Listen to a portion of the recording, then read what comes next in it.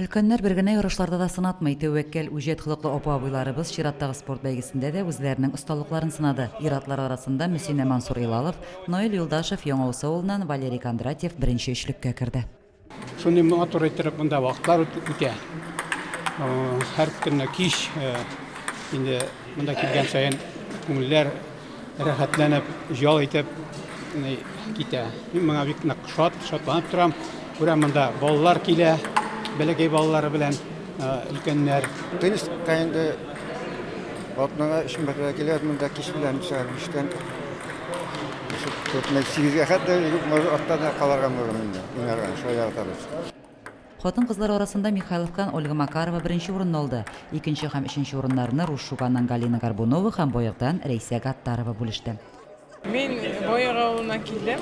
Бу Спартак язларында инде яшьтән катнашып киләм. Спортның кайбер төрләрен яратып шөгыльләнәм инде. Бүген өстәл теннисы буенча уйнарга килдем. Иратлар һәм хатын-кызлар арасында беренче урынны яулаучылар 23 декабрь көнне Йоршаулы шәһәренә юл тотачак. Татарстан Республикасы пенсионерлары арасында өстәл теннисы буенча узачак республика ярышларында алар мөслим данын яклаячак. Безнең өлкәннәр 3-нче буынды бәтәбезендә алар бик актив катнашалар. Аларга бик зур рәхмәт.